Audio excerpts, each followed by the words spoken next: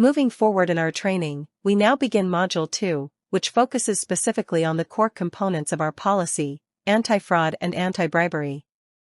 In this module, we will move beyond general ethics to examine the specific behaviors that constitute fraud and bribery. Understanding these definitions is the first step in protecting our organization's integrity.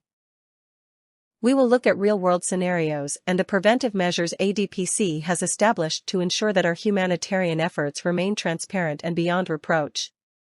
Let's dive into the details of these critical safeguards. Now that we have established our core ethical values in the previous module, we will move into Module 2, Definitions and Prohibited Practices. In this session, we will shift from general concepts to the specific technical definitions that guide our anti-fraud and anti-bribery efforts. It is essential for every team member at ADPC to have a clear and consistent understanding of what constitutes a violation. We will explore the legal and organizational definitions of fraud, bribery, and other misconduct to ensure we can identify and mitigate risks effectively. By the end of this module, you will be better equipped to recognize prohibited practices and uphold the transparency that our partners and the communities we serve expect from us. Hello everyone. Welcome to Module 2. In the previous module, we talked about why integrity matters. Now, in this session, we will move one step deeper.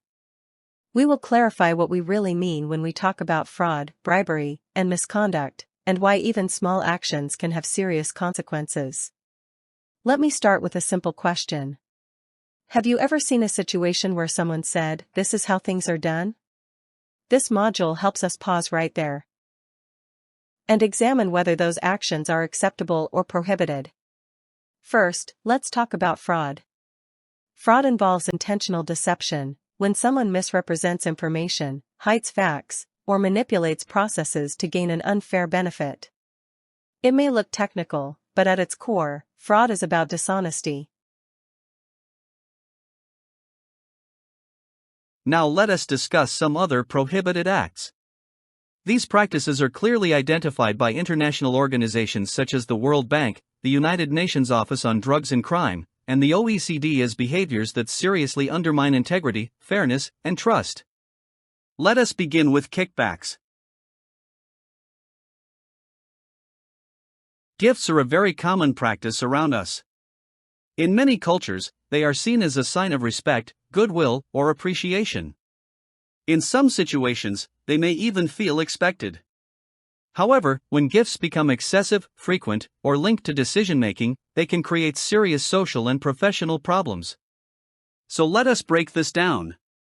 A gift becomes an issue when it influences, or appears to influence, professional judgment. What starts as a token of appreciation can gradually turn into pressure, expectation, or obligation. ADPC recognizes that cultural practices around gifts may exist.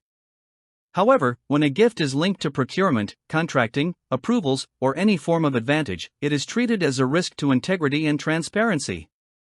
Facilitation payments, even if small or described as routine, are also not permitted. ADPC considers these payments a form of improper inducement because they undermine fairness and equal treatment, and they expose both the individual and the organization to serious reputational and legal risks. Take a moment to read each scenario carefully. Think about the intention behind the action, not just the outcome. Is someone trying to improperly influence a decision? Is a personal relationship affecting professional judgment? Or is there intentional deception for personal gain? Match each scenario to the category that best describes the misconduct. This exercise helps sharpen your ability to recognize risks early before small actions turn into serious violations. We have now reached the conclusion of Module 2, Definitions and Prohibited Practices. By establishing these clear definitions, we have strengthened our collective ability to safeguard ADPC's mission against misconduct. It is vital that we not only understand these terms in theory but apply them to our daily operations to ensure transparency and accountability in every project we undertake. Thank you for your continued focus and commitment to our ethical standards.